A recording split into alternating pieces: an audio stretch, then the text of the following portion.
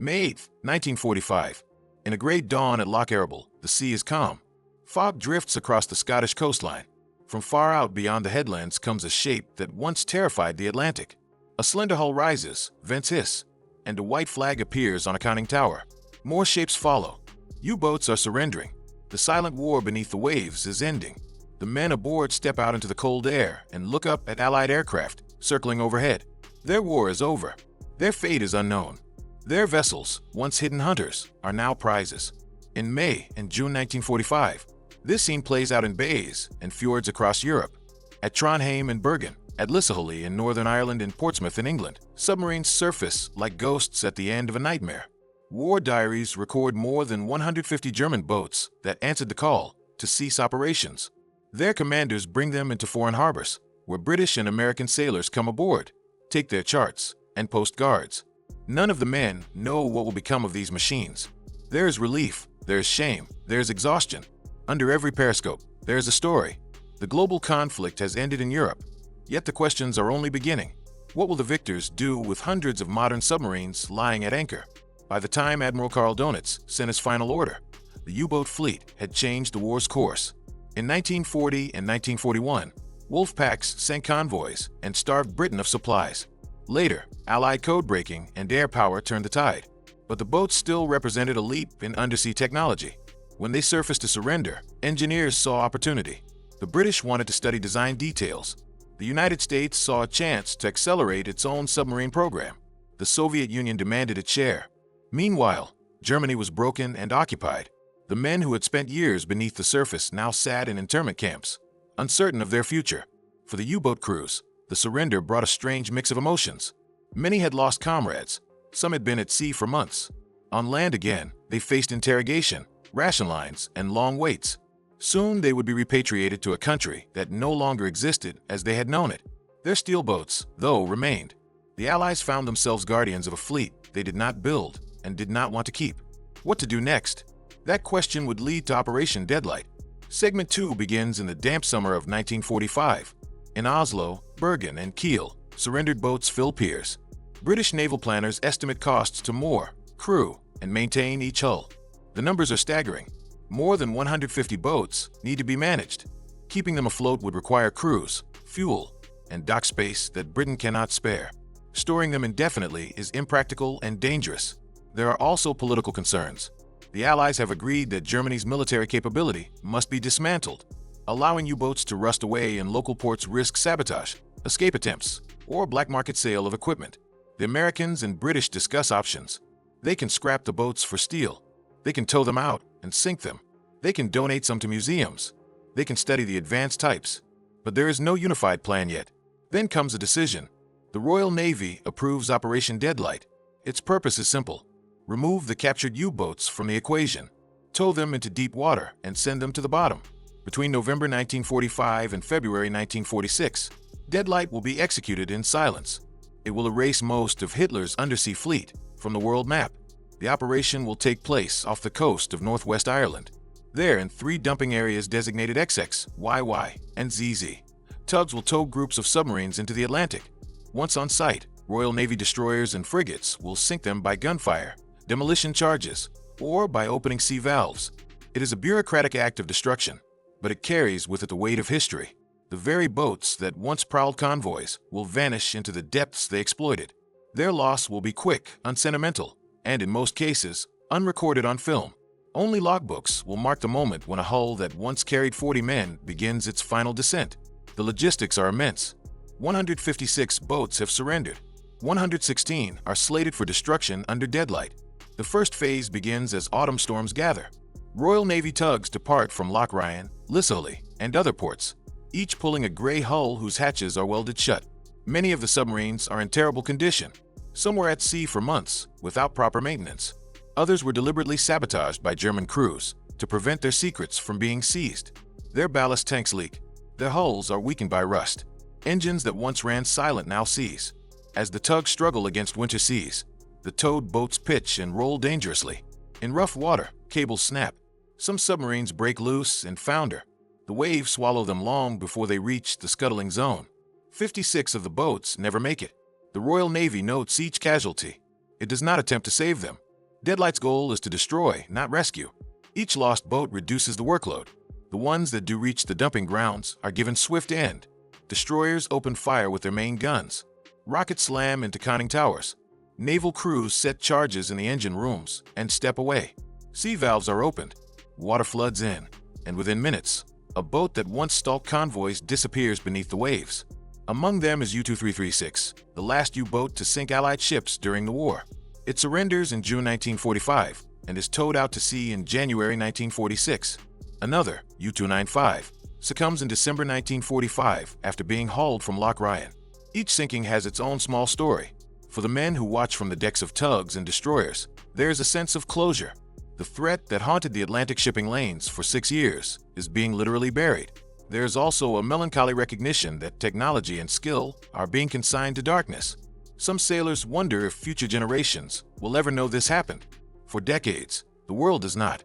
Deadlight is a footnote in naval history. Those who participated seldom speak of it.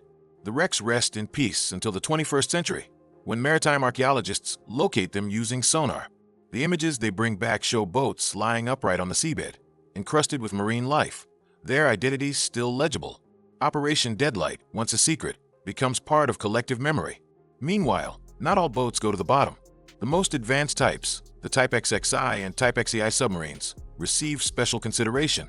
These represent a revolution in underwater design.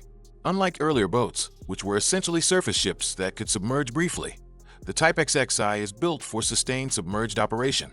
Its streamlined hull reduces drag. Its batteries are larger, allowing extended underwater cruising. It has a snorkel to draw air without surfacing. Some can reach 17 knots underwater, far faster than previous designs. The Allies recognize these innovations as the future of submarine warfare. Rather than sink them, they allocate them for study. British, American, and Soviet engineers each want examples. The Tripartite Naval Commission, established in August 1945, oversees the distribution. It assigns 10 U-boats to the United Kingdom, 10 to the United States, and 10 to the Soviet Union.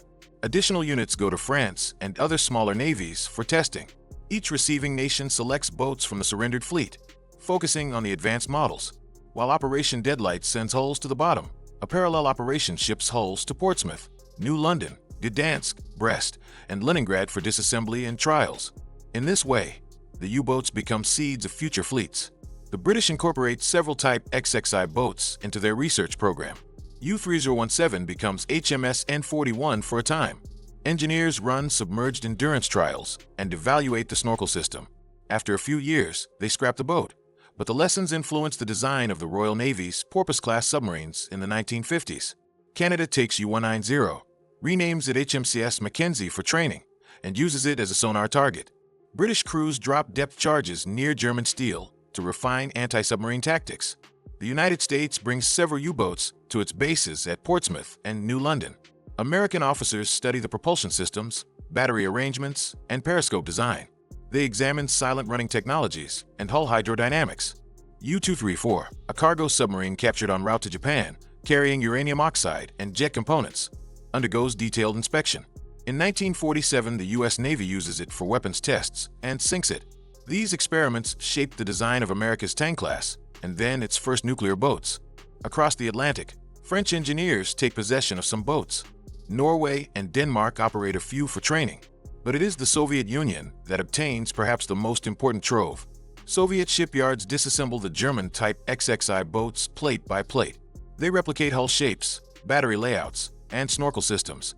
The resulting Whiskey-class submarines, built in the late 1940s and early 1950s, are direct descendants of German engineering. For the West, this is a sobering development. The same design that menaced convoys now underpins a fleet that will challenge NATO in the North Atlantic and under the Arctic ice. The Cold War Navy is taking shape. By 1949, most of the retained boats have served their research purpose and are scrapped. Yet their influence lives on. The Type XXI's hull shape influences every conventional submarine built for the next 2 decades. Its hydrodynamics inform the first nuclear submarines. Its battery capacity points the way toward the submarine as a true underwater craft. In this way, the last invention of the Kriegsmarine becomes the foundation of post-war fleets. The Allied navies of the 1950s owe more to German wartime innovation than is often acknowledged. The phrase Cold War Navy describes not just the nuclear-armed giants of later decades, but also the conventional boats derived from captured German designs. That technological thread runs from the dark fjords of Norway, through Portsmouth to Groton, and on to Murmansk. It is a reminder that war destroys, but also disseminates knowledge. The human story of the U-boats does not end with technology. Some hulls escape destruction and become monuments. These survivors are scattered across Europe and North America.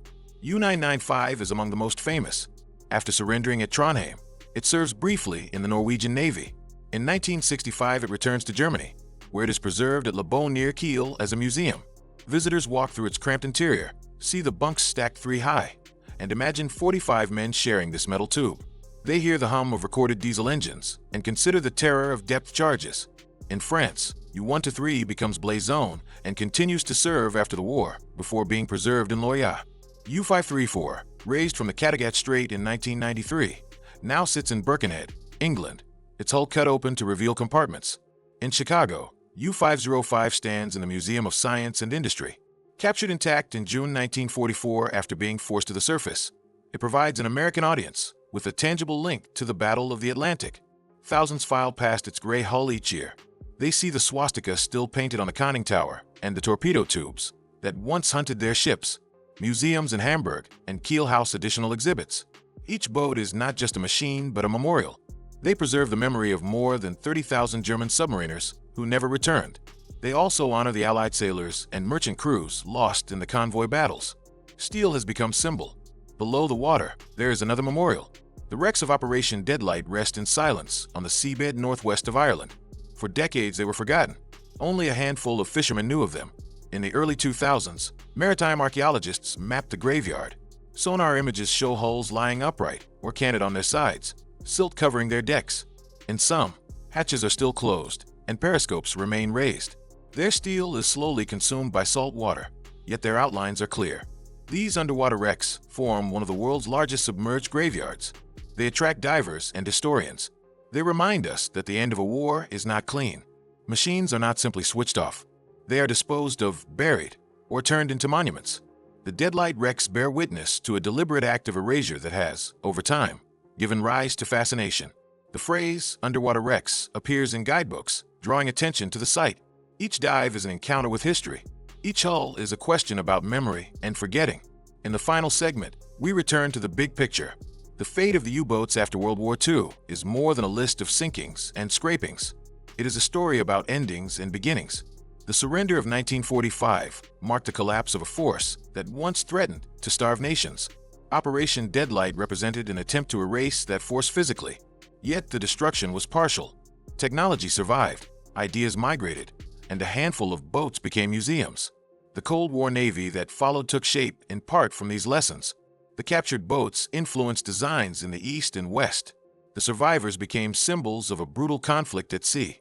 The wrecks below the Atlantic became a haunting underwater landscape. When we think about WW2 submarines and German U-boats, we often imagine epic convoy battles or daring escapes. We seldom think about what happened after the war ended. Yet that aftermath is important. It shows how quickly hardware can move from terror to trash, from secret to blueprint, from weapon to artifact. It shows how the sea accepts everything, swallowing both triumph and defeat. It underscores that the line between past and present is measured in rust and salt. There is a philosophical lesson. War makes things and then unmakes them. Men build machines with one purpose. Those machines serve. Then they are scuttled or scrapped. But knowledge does not sink. It persists in plans and patents, in engineers' minds, in Navy's archives. The Type XXI's hull shape will live on long after the boat itself corrodes. The snorkel will inspire designs decades later. The feeling of claustrophobia inside U-505 will be felt by museum visitors who were not yet born when those engines last ran. History echoes in steel and water. When we walk through U-995 or see sonar images of Deadlight wrecks, we connect across time. We remember the sailors who went to sea and never returned. We understand that even in defeat, technology can influence the future, and we see that the sea remains indifferent. It conceals and preserves, erodes and reveals. In the end, the greatest victories come not from firepower, but from understanding. The understanding that emerges when the guns are silent and the waves close over the past. The U-boats that surrendered in 1945 became part of this cycle. Their demise was deliberate. Their legacy was unintended. Their story continues beneath the waves and inside museums, between history and the sea.